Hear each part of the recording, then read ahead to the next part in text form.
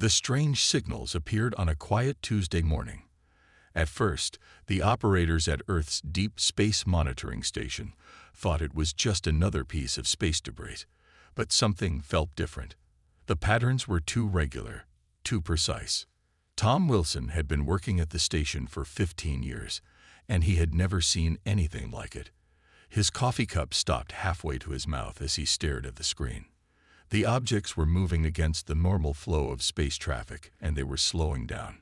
"Sir, you need to see this," he called out to his supervisor. Within minutes, the room was filled with scientists and military personnel, all watching as 7 large objects emerged from behind Neptune's orbit.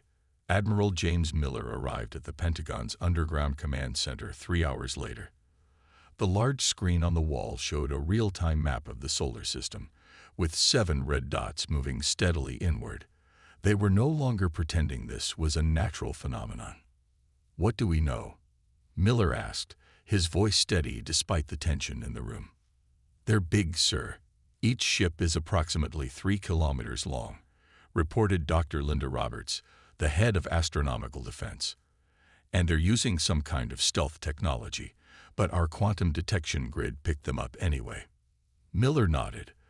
The grid had been humanity's secret project for the past decade, a network of quantum-entangled sensors that could detect any disturbance in spacetime. It was supposed to warn Earth about natural threats like asteroids. Instead, it had just discovered something far more significant. "Sir," a young technician called out, his voice shaking slightly. "We've decoded some of their communications. It's not good." The decoded messages painted a clear picture. These ships belonged to something called the Galactic Empire, a vast civilization that had been systematically conquering and absorbing other species across the galaxy. Earth wasn't their first target, and it wouldn't be their last. Miller watched as more data poured in. The Empire's pattern was always the same. First contact, demands for submission, and then either peaceful absorption or violent conquest. They had never failed to conquer a world they set their sights on. "They don't know we can see them," Miller realized, a plan already forming in his mind. "They don't know we detected them so far out. And they certainly don't know about our other capabilities." The next few hours were a blur of activity. The UN Security Council convened in an emergency session. Military forces worldwide went on high alert, but carefully, making it look like routine exercises. Every scrap of data about the approaching ships was analyzed and reanalyzed. Then they found something interesting in the Empire's communications, something that made Miller smile for the first time since the ships appeared. "Look at this," Dr. Roberts pointed to a string of decoded data. "They're so confident because their shields are supposed to be impenetrable. No species they've encountered has ever been able to breach them." "But," Miller prompted, seeing the glint in her eye. "But they're based on a fairly simple phase variance technology. We developed countermeasures for that kind of shielding years ago, even though we never built the shields themselves. We thought the concept was too energy inefficient." The room grew quiet as the implications sank in. The mighty Galactic Empire, with all its advanced technology, had built its entire defensive strategy on a fundamentally flawed system. "So what you're saying," Miller said slowly, "is that we can shut down their shields anytime we want." "Yes, sir. They won't know it's possible until we do it." Miller walked to the window, looking up at the sky. Somewhere up there, 7 massive ships were heading toward Earth, their crews absolutely certain of their superiority. They had no idea they were flying into the first real challenge their empire had ever faced. "Send a message to all military commands," he ordered. "Tell them to continue normal operations. Let's not show our hand too early." He turned back to the room, his expression determined. "The Empire thinks they're going to give us a warning. Instead, we're going to give them one. Just one. And they're going to remember it forever." Up in space, the Imperial ships continued their approach, their commanders confident in their routine mission of conquest. They had no way of knowing that this particular target was anything but routine. Earth was about to change everything They thought they knew about their place in the galaxy. The next 48 hours on Earth were the busiest in human history, though most of the planet's population had no idea anything was wrong. In underground bases and secret facilities around the world, humanity prepared its response to the Empire's arrival. Admiral Miller stood in front of the gathered military leaders from 20 nations, his presentation simple but powerful. "The Empire expects us to be primitive, scared, and divided," he said, pointing to the tactical display. "We're going to show them exactly none of those things." The plan was audacious. Instead of waiting for the Empire's traditional first contact and demands, Earth would make the first move. A single ship would deliver humanity's message. "The Defender is ready, sir," reported Captain Robert Gray, standing at attention. The ship had been humanity's best-kept secret, a vessel that combined every advanced technology Earth had developed. From the outside, it looked small and simple. That was intentional. In orbit, the 7 Imperial ships had taken position, their massive forms casting shadows on the moon's surface. Their sensors were busy scanning Earth, cataloging military installations, population centers, and defense capabilities. Everything they saw was exactly what humanity wanted them to see. "They're preparing their standard first contact package," Dr. Roberts announced, reading the intercepted communications. "They still think their transmissions are secure." She smiled. "They have no idea we've broken their codes." The UN Security Council's emergency session had lasted through the night. The decision was unanimous. Humanity would not bow, would not negotiate, and would not submit. They would demonstrate their strength in a way the Empire couldn't ignore. "Launch sequence initiated," Captain Gray reported from the Defender's bridge. The ship rose silently from its hidden base beneath the Pacific Ocean, its systems perfectly masked from Imperial detection. As far as the Empire's sensors could tell, it was just another piece of space debris.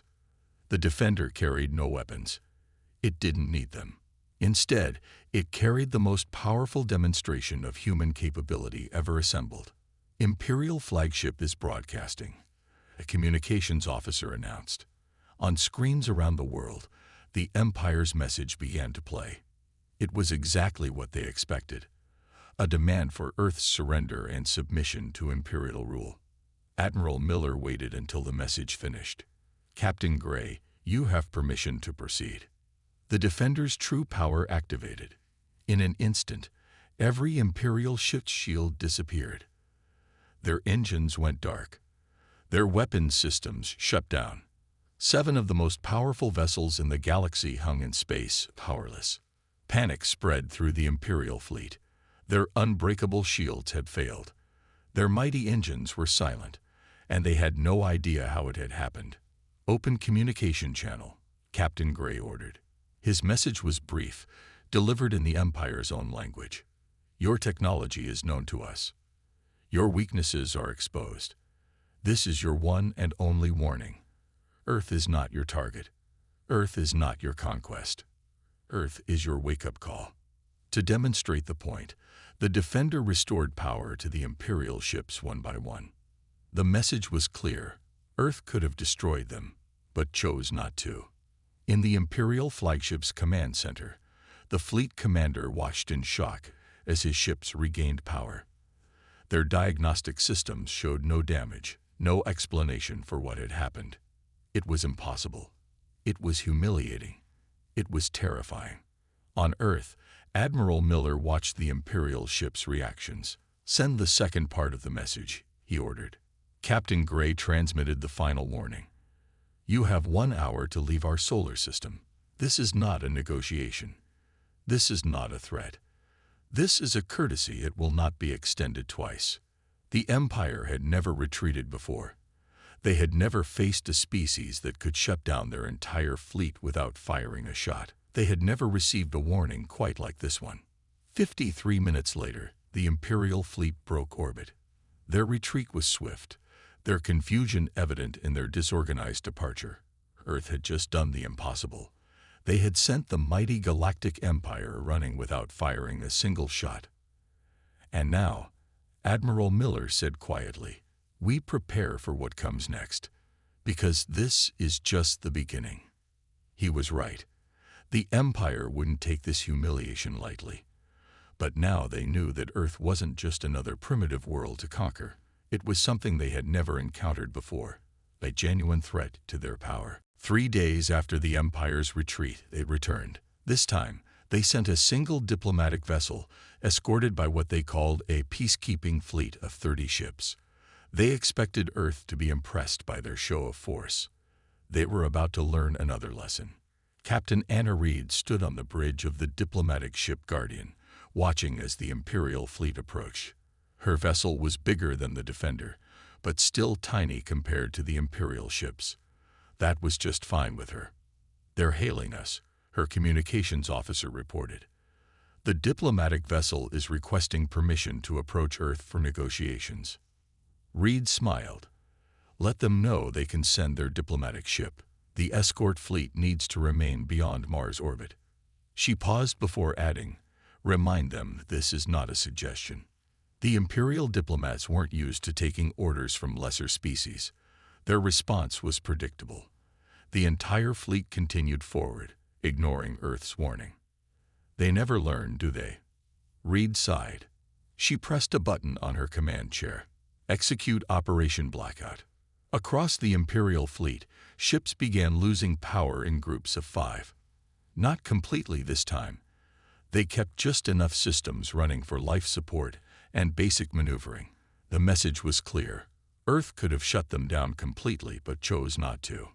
The diplomatic vessel, now alone and surrounded by its drifting escort fleet, stopped advancing. "Now they're ready to talk," Reed said. She had studied the Empire's psychology well. They only respected power, so Earth would speak their language. The Imperial diplomatic team arrived on the Guardian in their finest ceremonial armor, clearly trying to project strength. They found themselves in a simple meeting room with Captain Reed and 2 other Earth representatives. "Welcome to Earth space," Reed said pleasantly. "I trust your partially disabled fleet is comfortable." The lead diplomat, a tall figure in golden armor, tried to hide his discomfort. "The Galactic Empire extends its greetings to Earth. We are here to discuss terms of your partnership with the Empire." "No, you're not," Reed replied, still smiling. "You're here because we let you come back. You're here because your fleet's humiliating retreat 3 days ago terrified your leadership. And you're here because you need to understand exactly what you're dealing with." She pressed another button. A holographic display appeared, showing detailed schematics of Imperial technology. Their ships, their weapons, their supposedly secret installations across the galaxy. "We know everything about you," Reed continued. "Your shield technology is 60 years behind ours. Your quantum communications are child's play to intercept. Your AI systems are basic compared to what we developed decades ago." The diplomats stared at the display, their confidence crumbling. Everything she said was true, and the evidence was floating right there in front of them. "But here's what you don't know about us," Reed said, her voice growing serious. "We could have destroyed your entire fleet. We could have taken your ships for ourselves. We could have done anything we wanted. Instead, we showed restraint." She stood up, looking each diplomat in the eye. "Earth isn't interested in joining your empire. We're not interested in conquering you either. What we are interested in is changing how things work out here." The lead diplomat found his voice. "The Empire does not change. The Empire conquers. The Empire. The Empire just had 30 ships disabled by a single command from a ship 1/10 their size." Reed interrupted. "The Empire's choices are simple: adapt or become irrelevant." She walked to the window, gesturing at Earth below. "Look at our world. We spent centuries fighting each other before we learned to work together. We nearly destroyed ourselves more than once. But we learned. We grew. We became something better." Turning back to the diplomats, she delivered Earth's final message. "Go back to your leaders. Tell them Earth is offering a chance to evolve, to become something better than an empire that rules through fear. Because if you don't evolve..." She let the sentence hang in the air. The implications were clear. Earth had the power to back up its words, and the Empire knew it. For the first time in its history, the Galactic Empire had met a force it couldn't conquer or intimidate. Instead, they had found a teacher. The Imperial War Council gathered in their grand chamber on the Empire's capital world. For the first time in centuries, they faced a crisis that threatened not just their power, but their entire way of life. Impossible. Lord Marcus slammed his fist on the polished black table. No primitive world could have such technology. They must have help from our enemies. High Commander David, leader of the Imperial forces, shook his head. We have no enemies left. We conquered them all. Earth's capabilities are their own. The council room erupted in angry shouts and arguments. These were men and women used to absolute power, to unquestioned authority. Earth had shaken their confidence to the core. In orbit above their world, Earth's quantum spy systems captured every word, every plan, every secret discussion. The Empire still hadn't realized their most secure chambers were as transparent as glass to Earth's technology. They've split into 3 factions, Dr. Roberts reported to Admiral Miller back on Earth. One group wants to negotiate, one wants to attack with everything they have, and one wants to pretend we don't exist. Miller watched the live feed of the council meeting. And which group is winning? None of them. They've never faced this situation before. They don't know how to handle a world that's more advanced than they are. In the council chamber, a younger member named Lord Thomas stood up. We should learn from them. Think about it. Their technology, their methods, their ideas. We could become stronger by working with Earth instead of against them. The room fell silent. Such thoughts were nearly treason in the Empire's rigid structure. But the silence showed that some were considering his words. Weakness, shouted Lord Marcus. You speak of weakness. We are the Empire. We do not learn from inferiors. We conquer them. High Commander David watched the argument with growing concern. He had seen the reports, studied the scans of Earth's capabilities. The Empire's usual tactics would be useless against such a world. My lords, he said quietly, but everyone turned to listen. We must consider our position carefully. Earth has shown they can disable our ships at will. They know our secrets, our weaknesses. Yet they offer cooperation instead of conquest. Then they are fools, Marcus declared. No, David replied. They are something we have never encountered before.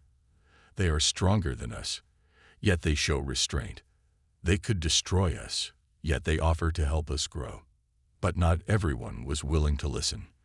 Lord Marcus and his supporters stormed out of the chamber, their faces dark with anger. The Empire's unity was cracking. On Earth, Admiral Miller watched the scene unfold. They're going to try something stupid, aren't they? Dr. Roberts nodded. Lord Marcus's faction is preparing a secret fleet. They think they can surprise us, prove Earth isn't as powerful as we seem. Miller sighed. How many ships? 200. Their entire reserve fleet. They're gathering in the shadow of their third moon, thinking we can't see them. The Admiral stood by the window, looking up at the stars. Earth had hoped to avoid further demonstrations of power, but it seemed some in the Empire needed another lesson. Alert Captain Reed, he ordered. Tell her to prepare the Guardian for another diplomatic mission. And this time, he paused, this time we'll show them something that will change their empire forever. In space, Marcus's secret fleet gathered, their crews believing in their own invincibility, their leaders driven by pride and fear. They had no idea they were about to become part of a demonstration that would reshape the galaxy. Earth's warning had been clear, but some had chosen not to listen. Now they would learn why that was a mistake. Not through destruction, but through a display of power and technology so advanced it would finally make them understand. The age of the Empire's unchallenged rule was over. Lord Marcus's fleet appeared near Jupiter, their 200 ships emerging from faster-than-light travel in perfect formation. They expected to catch Earth by surprise. They didn't know Earth had been watching them since before they left their home system. Right on schedule, Admiral Miller said, checking his watch. Earth's defense fleet remained hidden, scattered across the solar system in plain sight, disguised as satellites and space debris. Only 3 ships were visible: the Guardian, the Defender, and a new vessel called the Peacekeeper. "They're charging weapons," Dr. Roberts reported, monitoring the Imperial fleet's movements. "Standard attack pattern. They think 3 ships will be an easy target." Miller nodded. "Let them get closer. Let them think they have the advantage." The Imperial fleet moved forward confidently, their massive ships forming an attack circle around Earth's tiny fleet. Lord Marcus stood on his flagship's bridge, smiling as he prepared to restore the Empire's pride. "Send the message," he ordered. His communications officer transmitted their demand: immediate and unconditional surrender or face destruction. Captain Reed, aboard the Guardian, received the message. She looked at her crew and smiled. "Show them our response." The Peacekeeper, Earth's newest ship, activated its main system. A wave of energy rippled out across space, completely invisible to Imperial sensors. As it passed through each Imperial ship, something remarkable happened. The Imperial crews watched in horror as their mighty weapons transformed. Gun barrels twisted into knots. Missile launchers folded in on themselves. Energy weapons reversed polarity. In less than a minute, every weapon in the Imperial fleet had been transformed into abstract art. "What sorcery is this?" Lord Marcus demanded, staring at the twisted metal that had once been his ship's main gun. "Not sorcery." Captain Reed's voice came through on all channels. "Just very, very advanced molecular manipulation technology. We can reshape matter at will. Your weapons aren't destroyed. They're just rearranged." The Imperial fleet hung in space, powerless once again. But Earth wasn't finished with their demonstration. The Defender moved forward, extending a beam of soft blue light. Where it touched the Imperial ships, their hulls became transparent like glass. Every crew member, every piece of equipment, every secret compartment was suddenly visible to all. "We can see everything you have," Reed continued. "We can change anything we touch, and we chose to turn your weapons into art instead of destroying you." Think about that. Lord Marcus wasn't thinking, though. In his rage, he ordered his crew to ram the Guardian. His ship lurched forward, engines at full power. The Peacekeeper responded with another wave of energy. This time, the Imperial ship's engines didn't stop. They reversed. The entire fleet began moving backward, retreating against their will. "Your engines are now programmed to only work in reverse," Reed announced. "They'll take you straight back to your capital world. When you arrive, you'll tell them what happened here." Miller watched from Earth as the Imperial fleet retreated, their mighty ships flying backward through space like scolded children. "Send the final message," he ordered. The Guardian broadcast to the retreating fleet. "Today you saw a fraction of our capabilities. We could have destroyed you. We could have taken your ships. Instead, we gave you a light show and sent you home. Remember this day. Remember that Earth showed mercy when we had every right to show force." The Imperial fleet disappeared into faster-than-light travel, still flying backward, their weapons still twisted into artistic shapes. They had come expecting an easy victory. They left with a story that would change the Empire forever. "Think they'll finally get the message?" Dr. Roberts asked. Miller smiled. "If they don't, we have plenty more demonstrations prepared. But something tells me Lord Marcus won't be leading any more attacks against Earth." He was right. The Empire had just learned that there were powers in the universe far beyond their understanding, and Earth was just getting started with their lessons in humility. The news spread across the Empire like wildfire. 200 ships sent backward through space, their weapons twisted into sculptures, their mighty engines reprogrammed by Earth's technology. The Empire's citizens couldn't stop watching the recordings. In the Imperial Palace, High Commander David stood before the Emperor himself. "My lord, we can no longer deny it. Earth is beyond our current level of civilization." The Emperor, an old man who had ruled for 50 years, looked tired. "Tell me, Commander, in all your years of service, Have you ever seen anything like their capabilities? No, my lord. They don't just have better technology. They have a completely different way of thinking. They could have destroyed our ships, killed our people. Instead, they sent them home with a lesson. The great halls of the palace, once filled with proud declarations of conquest, now echoed with worried whispers. The empire's nobles argued among themselves, their once unshakable confidence crumbling. On Earth, Admiral Miller watched it all through their quantum surveillance network. The empire's starting to fracture, he reported to the UN Security Council. Not violently, but fundamentally. Their whole society is questioning everything they believed in. Captain Reed, now Earth's chief diplomat to the Empire, stepped forward. The younger generation of their leadership is especially interested in change. They've seen what real power looks like. Power that doesn't need to destroy to prove itself. News was spreading beyond the Empire, too. Worlds they had conquered centuries ago were watching closely. Species that had lived under imperial rule for generations began to see hope for the first time. "We're receiving messages," Dr. Roberts announced one morning. "Not from the Empire, from their subject worlds. They want to know if Earth will help them gain independence." Miller shook his head. "We're not here to break up the Empire.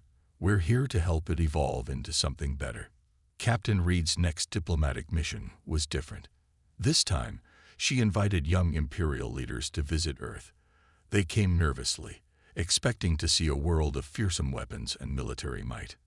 Instead, they saw cities where 100 cultures lived together in peace. They saw technology used to help people, not control them. They saw strength through cooperation, not conquest. "Your empire could be like this," Reed told them as they watched children from different nations playing in a park. "You don't need to rule through fear. You can lead through respect." The young leaders returned home with new ideas, new dreams for their empire's future. They spoke of cooperation instead of conquest, of trade instead of tribute, of alliance instead of submission. Lord Marcus made one final attempt to resist the change. He called for the Empire to cut all ties with Earth, to isolate itself and maintain its old ways. But when he gave his speech, the imperial court laughed at him. His weapons were still twisted into artwork, displayed in the palace as a reminder of Earth's power and mercy. The emperor made his decision. In a historic broadcast to every world in the empire, he announced a radical change. "We have ruled through force because we thought it was the only way," he said. "Earth has shown us another path. From this day forward, the Galactic Empire will become the Galactic Alliance." It wasn't an easy change. Centuries of imperial rule had left deep scars on many worlds. But Earth was there to help, to guide, to show how different species and cultures could work together as equals. Captain Reed stood on the bridge of the Guardian, watching as ships from 100 worlds gathered for the first meeting of the new Galactic Alliance. None of their weapons were twisted into art. They hadn't needed that lesson. "Think it will last?" her first officer asked. Reed smiled. "It will if we help them make it work. After all, that's what Earth does best. We don't just show people a better way. We help them build it." 1 year after the Empire's transformation began, the galaxy had changed more than anyone could have imagined. The Great Hall of the former Imperial Palace, now called the Alliance Chamber, was filled with representatives from 100 different worlds. Admiral Miller walked through the chamber, remembering how it all started with 7 ships approaching Earth. Now he watched as former enemies sat together, sharing ideas and planning joint projects. "Admiral," called a familiar voice. Lord Thomas, once the young voice of change in the Imperial Court, hurried over. "You won't believe what we've accomplished with Earth's molecular manipulation technology. We're using it to clean polluted worlds, rebuild damaged ecosystems." Miller smiled. The Empire's scientists had once used their skills to build better weapons. Now they were learning to create instead of destroy. Captain Reed stood at the main podium, preparing to address the Alliance Assembly. The Guardian, her ship that had faced down 200 Imperial vessels, was now a symbol of peace, carrying diplomatic missions and humanitarian aid across the galaxy. When Earth first detected the Empire's ships, she began, "We had a choice. We could have chosen fear, chosen violence, chosen to become just another conquering force. Instead, we chose to demonstrate a better way." The assembled representatives, once proud imperial governors and conquered subjects, listened intently. They had all seen the recordings of imperial weapons transformed into art, of ships flying backward through space. But more importantly, they had seen what came after: the rebuilding, the cooperation, the growth. Today, Reed continued, we celebrate not just the birth of the Galactic Alliance, but the death of an old way of thinking. Power isn't about how many ships you have or how many worlds you control. True power is the ability to help others grow, to lift them up instead of pushing them down. In Earth orbit, a new kind of ship was taking shape. Built by engineers from 20 different worlds, it combined the best of Earth's innovation with knowledge from across the galaxy. Not a warship, but an exploration vessel designed to push the boundaries of known space. Dr. Roberts stood in her lab, surrounded by students from former Imperial worlds. The quantum detection grid that spotted the Empire's ships, she explained, we're expanding it across the galaxy. Not for war, but to warn of natural disasters, to help ships navigate safely, to connect all our worlds together. The former Emperor, now the Alliance's senior advisor, watched it all with amazement. We thought we were so advanced, he told Miller. But Earth showed us we were just children playing with toys we didn't understand. That's not true, Miller replied kindly. You weren't children. You were just lost. Sometimes the strongest thing a civilization can do is admit they need to change. Lord Marcus's twisted weapons still stood in the Alliance Chamber's entrance, but they weren't just reminders of Earth's power anymore. Artists from across the galaxy had added to them, turning them into a sprawling sculpture that represented transformation and growth. As the day's session ended, Reed walked with Miller through the chamber's garden, where plants from 100 worlds grew together. Did you ever imagine it would turn out like this? She asked. Miller looked up at the stars, visible through the garden's transparent dome. When we first detected their ships. No, I was just hoping we could protect Earth. But this, he gestured at the thriving alliance around them. This is better than anything we could have planned. A group of children ran past them, playing some sort of game. They were from different species, different worlds, but they played together without a thought about their former divisions. That's our real victory, Reed said softly. Not defeating the Empire, but helping create a galaxy where these children will never know the fear their parents lit with. Above them, the stars twinkled with new promise. Humanity had faced its greatest challenge and chosen wisdom over war, teaching over destruction, growth over conquest. The galaxy would never be the same. And somewhere out there, other empires and other civilizations were about to learn the same lesson. Earth was not a world to be conquered, but a teacher to be welcomed.